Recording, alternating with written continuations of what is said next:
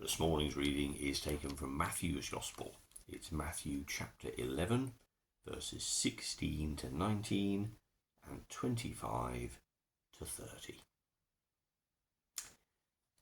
To what can I compare this generation? They are like children sitting in the marketplaces and calling out to others, "We played the flute for you, but you didn't dance. We sang a dirge, but you did not mourn. For John came neither eating nor drinking, and they say, he has a demon.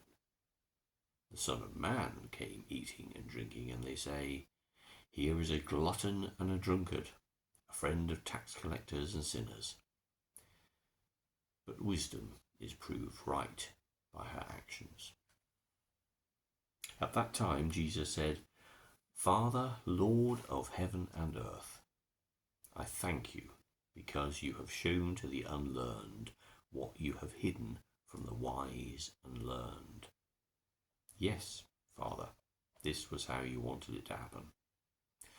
My Father has given me all things. No one knows the Son except the Father, and no one knows the Father except the Son, and those to whom the Son chooses to reveal him. Come to me, all of you who are tired from carrying heavy loads, and I will give you rest. Take my yoke and put it on you, and learn from me, because I am gentle and humble in spirit, and you will find rest. For the yoke I will give you is easy, and the load I will put on you is light. The context of the reading is that Jesus has been talking to the disciples, and at this point, disciples of John the Baptist, who's imprisoned, come to find Jesus with a question which sounds quite valid in a way that John might have had, in the sense of, well, is Jesus really the Messiah? So he says, the disciples say to Jesus, "Are you the one John said was going to come, or should we expect someone else?" And Jesus says, "Go back and tell John what you are seeing and hearing. The blind can see, the lame can walk, those who suffer from dreaded skin diseases are made clean, the deaf hear, the dead brought back to life, and the good news is preached to the poor."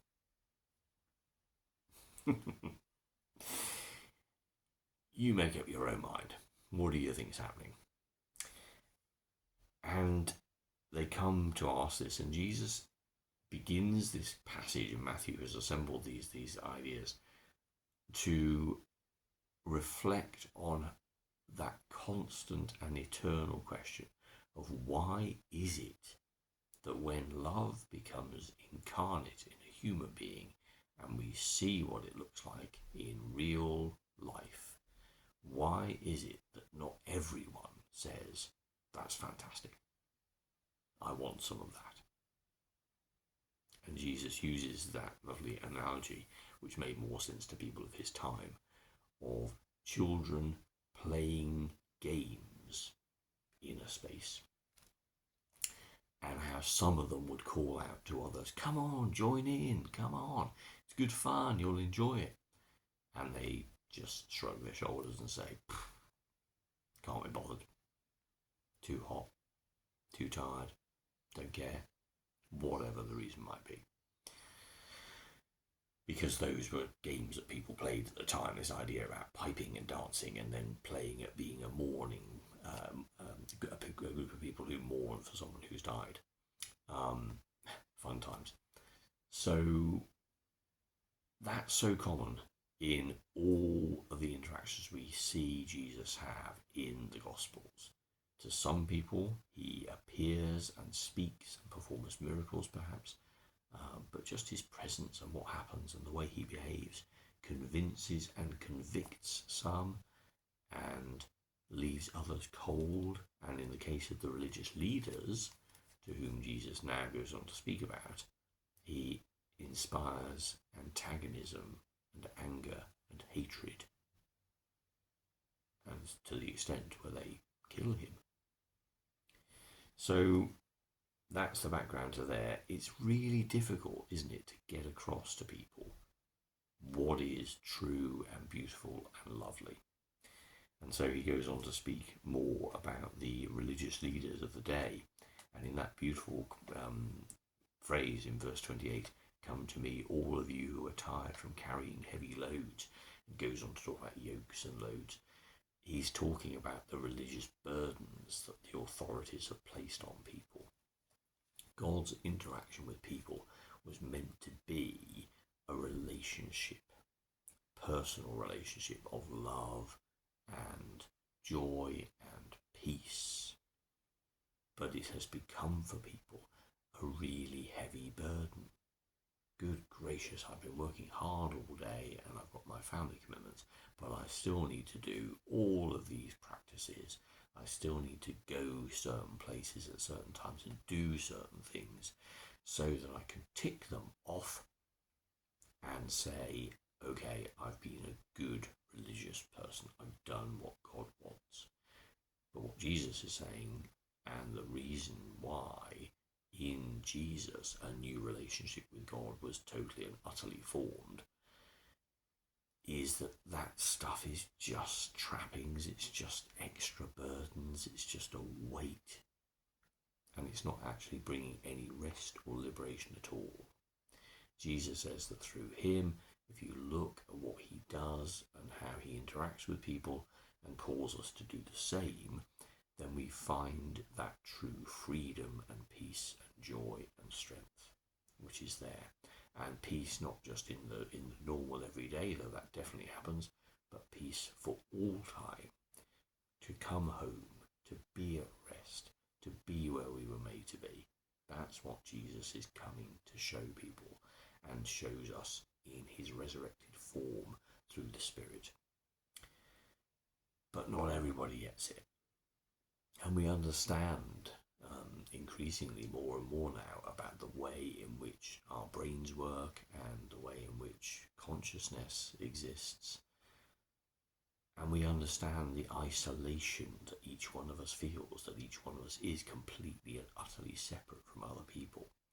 And that even the reality that our own brain constructs is just our reality. We understand how completely unique each of our consciousnesses is.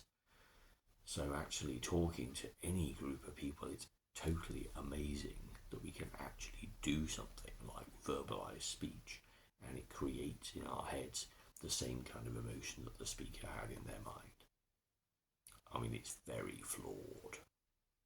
Both the device that's used to form and project those words and the device in a recipient's head which hears, transforms, interprets and responds. It's a very, very complex set of processes, and it is truly amazing that we can do anything and communicate anything to another person, and indeed create societies and communities based on it. How do you get unique individuals to all think the same thing? And of course there is the issue in forms of politics or in forms even of religion. There are attempts repeatedly throughout history to try and get a group of people to behave the same way, to react the same way, to believe the same things. And it is fundamentally, anatomically flawed. There's no way that that can happen. So we speak not of a belief system, but of an experience that people can share. And we know, we see this in the ordinary, that that is eminently possible. Go to a large football match, or a rock concert, or anything else, or a theatre production, anything else where a group of people are utterly engaged and transfixed by what's going on. And you'll see that when something is truly engaging and brings you joy, then you can start to forget yourself and instead benefit from that feeling of being amongst a crowd of people who, in that moment, are united in their joy, excitement, laughter, passion, enthusiasm, all of those things.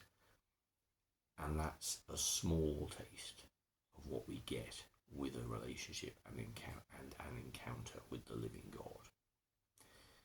Because that is an experience which, of course, once we start to verbalize it and talk about it, loses its purity and dilutes its ability to communicate, because we talk about something to another person rather than let them experience it. But for people who have had the same experience, then there is a common feeling, and it shows in the words they say and the way they live their lives, more importantly, and you can see it.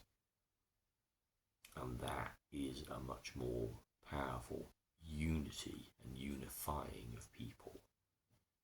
Come to me, all of you who are carrying heavy loads, all of you who are busy, stressed out, preoccupied with things that are inevitably transient, and simply be. Rest in God's strong arms and feel that assurance and peace and strength.